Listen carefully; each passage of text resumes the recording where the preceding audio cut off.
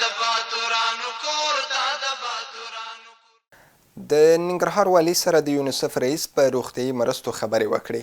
ننګرهار والي حاجي ملا محمد نعیم اخوند سره په هیواد کې د یونیسف عمومي رئیس ډاکټر تاج الدین اویلي او همکارانو یې په دې ولایت کې د خوارځواکۍ مخنیوي، پولیو، اسهالاتو او نورو ساري ناروغیو کنټرول او د درملو کمښت ستونزو حلولو، راستنېدونکو کورنیو سره د مرستو ترسره کولو په موخه ولیدل.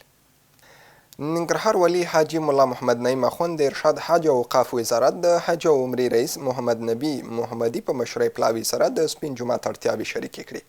دغه پلاوي چې د امیرالمؤمنین حفظه الله په حکم د سپین جومات اړتیاوو څېړلو په موخه سفر کړی، مرکز سره به د دې جومات اړتیاوې شریکې کړي چې ورته به لازم امکانات برابر شي. ننګرهار کې د ختیځ زون په کچه د معتادینو د درملنې او ملاتړ سربستریز روغتون ګټې اخیستنې ته بسپارل شو.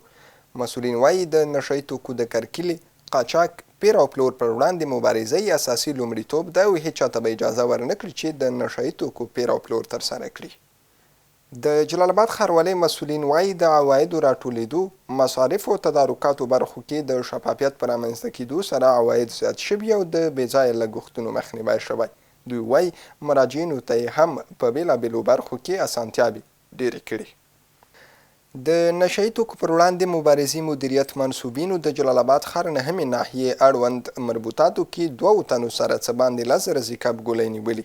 د ننګرهار ولایت مقام مطبوعاتي دفتر څخه خپره شوې خبرپاڼه کې راغلي د نشه یي توکو پر وړاندې مبارزې مدیریت مسؤلینو د کشفي معلوماتو پر اساس د جلال آباد ښار نهمې ناحیې اړوند کابل کم سیمه کې عملیات ترسره کړي چې په ترڅ کې 2 تنو سره 1200 زیکاب ګولۍ نیولي.